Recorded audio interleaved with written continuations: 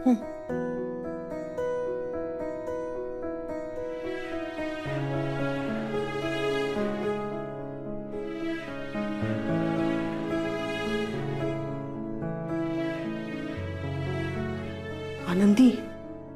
उद्या दादाला कोर्टात बोलवलंय ग, आता काय करायचं? बोलवलं तर जावं लागेल ना. कोर्टाला कदाचित त्यांच्याशी बोलायचं असेल की हे केस का नाही लढू शकत आहे.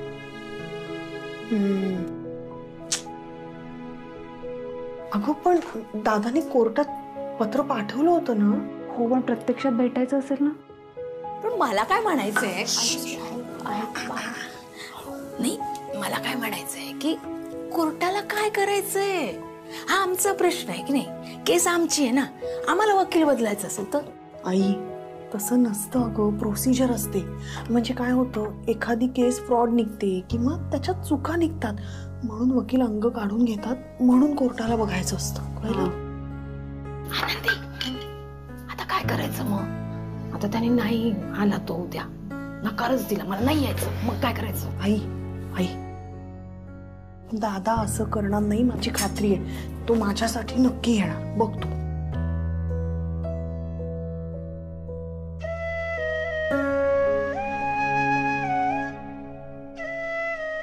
वर्षासाठी मला उद्या कोर्टात जावंच लागेल.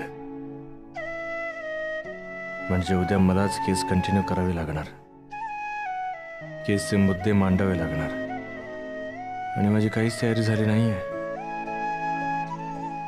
आनंदी, ती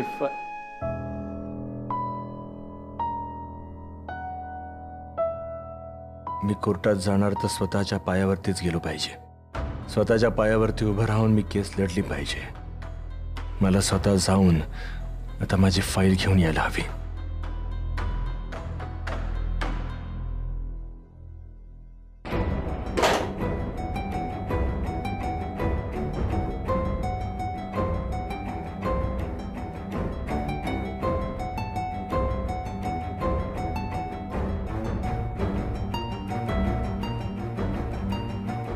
पटपट निवडणं, भूका लागल्या, तिचं झालं होत आलं. मी काय खेळते का? निवडतेच आहे ना.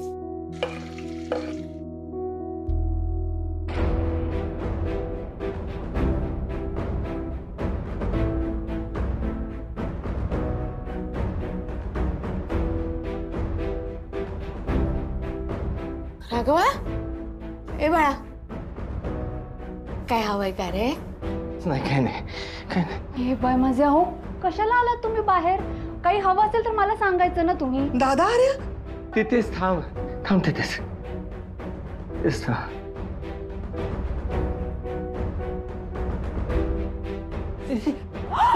राघवा थांब. कोणी नाही यायचं. मी स्वतः आज जाणार आहे, कोणी नाही यायचं. अहो काही हवंय का तुम्हाला? मला माझी फाईल हवी आहे, ती मीच घेणार. हा मग मी आणून देते ना तुम्हाला. नाही, आनंदीने सांगितलं नाही यायचं पुढे. मी एकटा जाऊ शकतो. असं काय करताय बरं तुम्ही? प्लीज प्लीज, मला माझ्या पायावर मी स्वतः जाणार.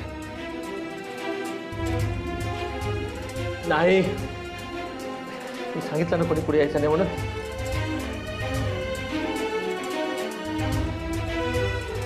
ए राजा, त्रास होईल रे तुला. आई आई आनंदी थांबा तुम्ही जरा. त्याला जर कॉन्फिडन्स येतोय तर तुम्ही का थांबवताय त्याला? अहो खरा नाही येतो अजून, म्हणून बोलतोय.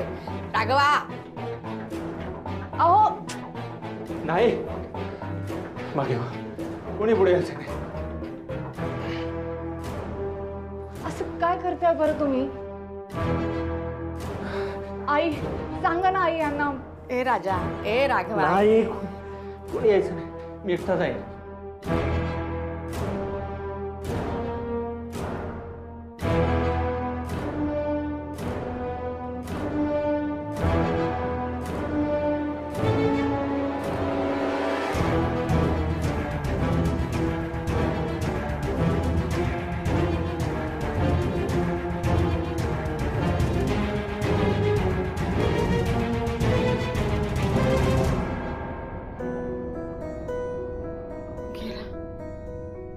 गेला ग बाई.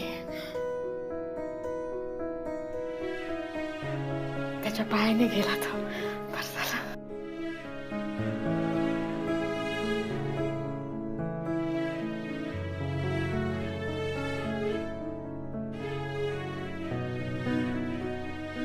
आई, आनंदी, दादा चालायला लागला. हो ग बाई, असाच लवकर बरा होऊ दे माझा लेख.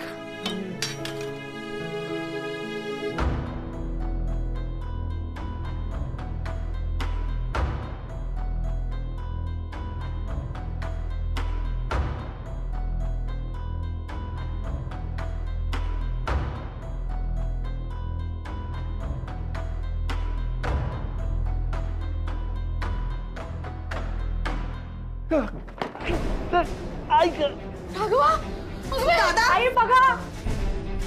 राघवा, दादा, राघवा, राघवा, काय झालं? दादा, राघवा, आई पाय बघा किती सुचलं. अरे देवा, ऐकत नाही बरं तुम्ही. काय करायचं? थंड पडला. पेन होत आहे. डॉक्टरांना बोलवायचं. बोला नको. कशाला तू आधी वर बस. काय रे एवढं पण सांगितलं होतं ना तुला. सावकाश सावकाश.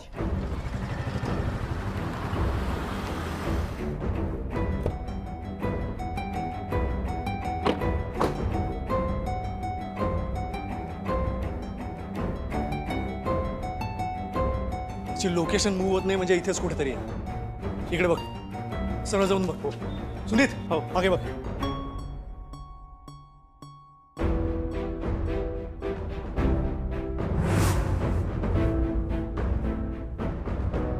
सर, हा बघा इथे दारू पिऊन पडलाय.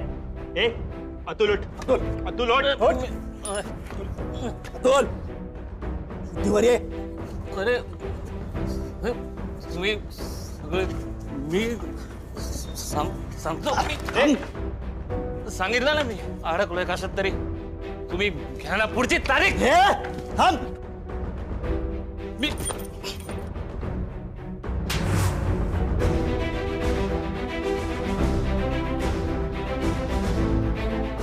तू मला नाही सांगायचं की पुढची डेट घ्या, मला शक्य नाहीये.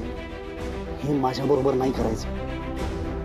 तुझा डिवोर्स तर करवेनच, पण तुला तुरुंगात पण घालेन. लक्षात ठेव, तुझी केस फुकटात लढतो मी, फुकटात. तुरुंगाची विधी कोणाला दाखवत आहे? माझी केस लढताय ना, म्हणून मी काही बोललो नाही. काय करशील रे? हा, काय करशील? तुझ्या सगळ्या भोट्या गुंडांना भीक नाही घालत मी. तुला जर सिरियसनेस नसेल ना तर तसं सांगायचं मला. तुझी ही केस मी आत्ता सोडली. हा, सर प्लीज प्लीज सर, माझी केस नका सोडू. प्लीज, चुकलं सर. प्लीज केस नका सोडू. मग मी सांगतोय ना, ते करायचं. ये म्हटलं की यायचं. पुन्हा माझे कॉल नाही उचलले ना तर मी पुन्हा कॉल नाही करणार. हे तुला उचलून घेऊन येते. दादा मी येणार. आपण कोर्टात जाऊया.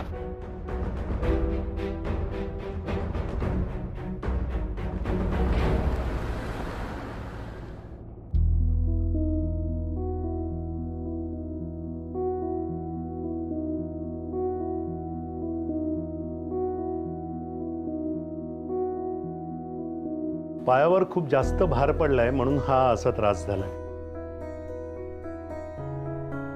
पेन किलर दिलाय मी, पण ते खूप स्ट्रॉंग आहे. त्यामुळे त्यांना आता आराम करायला सांगा.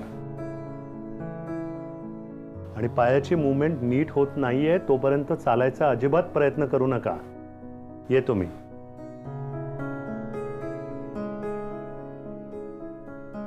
राघवा, हे सगळं करायला कोणी सांगितलं? तुम्हाला व्यायाम करून घ्यायला सांगितलं होतं ना. मग सांगितलेल्या गोष्टी का करत नाही तुम्ही? नको त्या गोष्टी करून का त्रास देताय तुम्ही? डॉक्टर प्लीज त्यांना काही बोलू नका. तिची काहीच चुकी नाहीये. माझ्या हट्टापायी हे सगळं घडलेलं आहे. प्लीज, तिचा काहीच दोष नाही. सांगताना मी सांगते. आणि पुन्हा असं नाही करणार. तिला नका बोलू. तू ताण घेऊ नकोस. मिस्टर राघव, तुमच्या या इमोशनल ड्राम्यामुळे तुम्ही तुमचं पर्सनल नुकसान करून घेताय हे लक्षात ठेवा. प्रॅक्टिकली विचार करा. आणि हे असं पटकन रिकवर नाही होता येणार. थोडा वेळ हा जाणारच. Have patience. Okay, take care. आता घेऊ काळजी आम्ही. मी सांगेन त्याला. सॉरी आनंदी, माझ्यामुळे तुला ऐकावं लागलं. आणि गोष्ट मला आता कळली की मला इतक्या लवकर चालता काही येणार नाही. उद्या कोर्टामध्ये व्हीलचेअरवरच जावं लागणार आहे. असं का बोलताय तुम्ही? डॉक्टर म्हणाले ना हळूहळू बरे व्हाल म्हणून. अहो एवढी कसली घाई करताय तुम्ही? ठीक आहे, या अवस्थेत तर ह्या अवस्थेतही उद्या कोर्टात आपण जाऊ.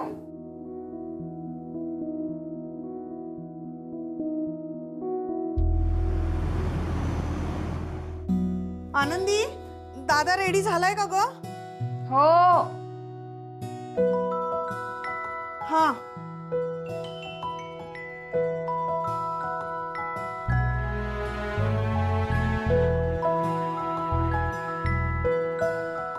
किती छान दिसताय बघा. आणि हळूहळू बरे पण होत आहेत तुम्ही. नाही आनंदी, जोपर्यंत मी ह्या व्हीलचेअरवर आहे ना तोपर्यंत मला जसं मी दिसायला हवं तसं आरशातही दिसणार नाही. सगळं ठीक होणार बघा. निव्या,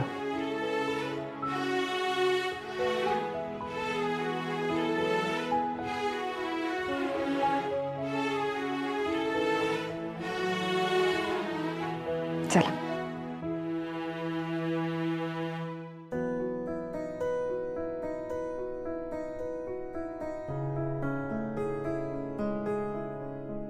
आलास नंदू? हो.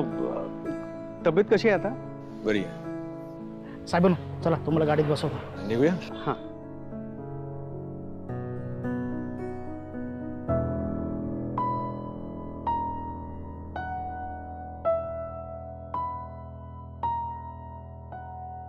तू काय करतोयस इथे? म्हणजे अख्खं कोर्टात जायला आलोय. आज दादांची हिअरिंग आहे ना. हिअरिंग दादाची नाही, माझी आहे. आणि तिकडे कोर्टात दादा वकिलांना सांगणार आहे की तो केस लढू शकत नाही आणि आम्हाला वेगळे वकील भेटणार आहेत कोर्टात. आणि हे बघ, तुला जर असं वाटत असेल ना की माझं मत बदलणार आहे तर तसं होणार नाहीये नंदू, कळलं? वर्षा तुला असं काय वाटतं की मी त्यासाठीच आलोय? मी तुमच्यासोबत कोर्टात जायला आलेलो आहे. हे बघ कसं आहे की तुझ्या आणि माझ्यात वाद असले तरी त्याचा अर्थ असा होत नाही की मी तुला सपोर्ट करत नाही. हे बघ, तुला कोर्टात जे काय सांगायचं ते सांग. तो तुमचा निर्णय. मी माझं फक्त मत मांडलं एवढंच. Thanks for understanding. अगं वर्षा, हे बघ आपल्या दोघांची मतं किती वेगवेगळी असली तरी तू आत्ता ही केस जिंकणं फार महत्वाचं आहे. आणि आपण सगळे एकमेकांसोबत आहोत. ओके? ताई, नंदू दादा चला.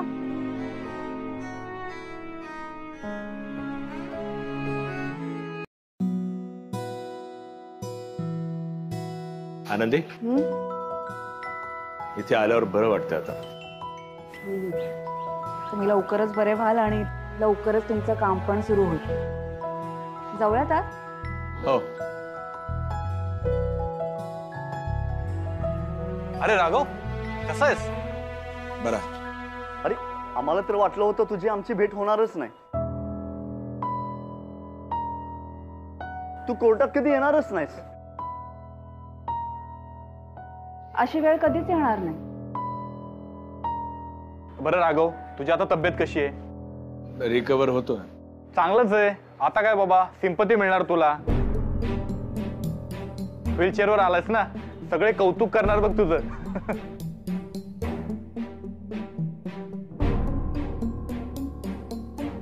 आता कोण नाही ऐकणार बाबा तुझं. सगळ्या केसेस तूच जिंकणार. खरंय. म्हणून यायला नकार देत होते ना. ह्यामुळे यांना केस लढताना त्रास होणार होता. अहो मला खरंच कळतंय. तुम्हाला हे अजिबात आवडणार नाही की लोक म्हणतील कोर्टाला दया आली म्हणून हे केस जिंकले.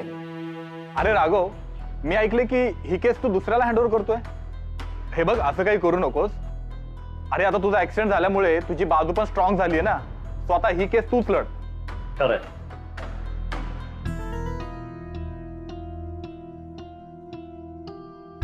माफ करा, आम्हाला उशीर होतोय, निघावं लागेल.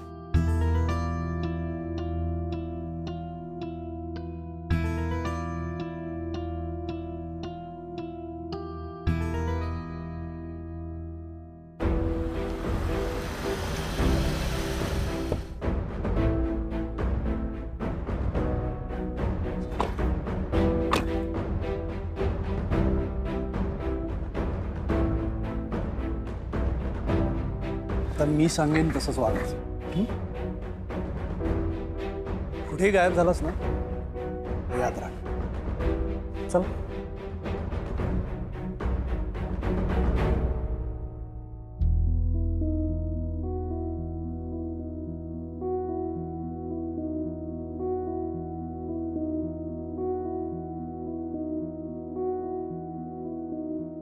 आनंदी,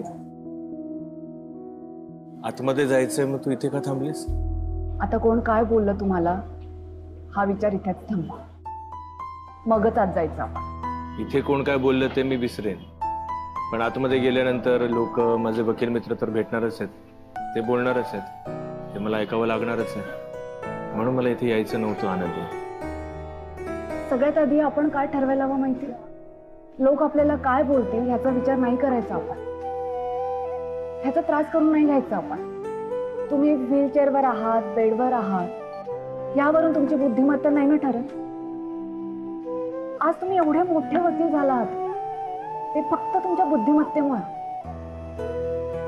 आजपर्यंत इतक्या केसेस जिंकलात तुम्ही, तेही तुमच्या बुद्धिमत्तेमुळेच ना. पण हे इतर कोणी लक्षात घेत नाहीत आनंदी.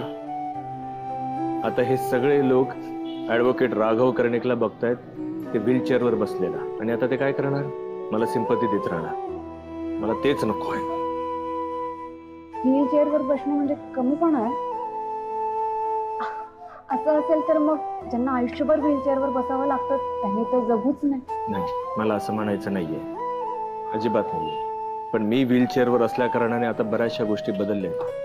मला माहिती आहे हे एवढं सोपं नाही आहे, पण हे आता तुम्हाला नव्याने सिद्ध करावं लागणार, आणि मला खात्री आहे तुम्ही हे सिद्ध करून दाखवा. अहो, तुम्ही नाही करणार तर मग कोण करणार? हे आता ना तुम्ही बाकी लोकांना दाखवून द्या की व्हीलचेअरवर असलात तरी तुमची किंमत कमी झालेली नाही. आनंदी, तू समजूतदार आहेस ग. सगळे समजूतदार नसतात. मग जे समजूतदार नाही आहेत त्यांना दाखवून द्या हा ऍडव्होकेट राघव कर्णिक काय आहे.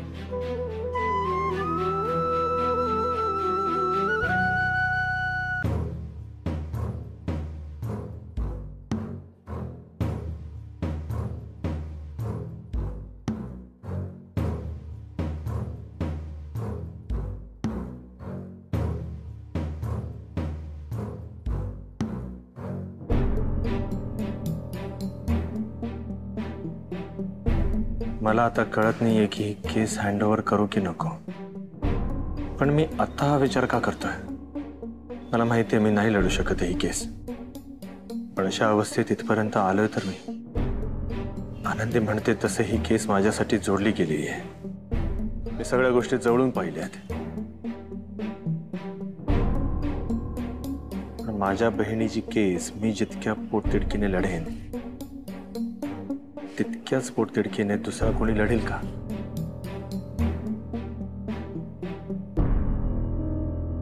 दादा, आज आपण जज साहेबांना फक्त तू ही केस लढणार नाहीयेस एवढंच सांगणार.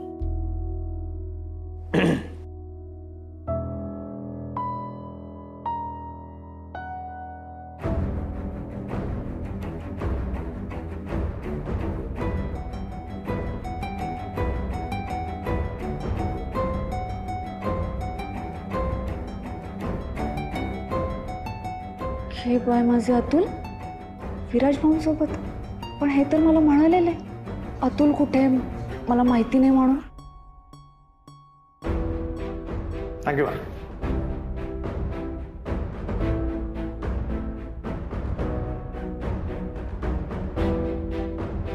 त्या मनीषाच्या बाबतीत तू जे केलंस ते माझ्या बहिणीच्या बाबतीत करायला निघाला होतास ना?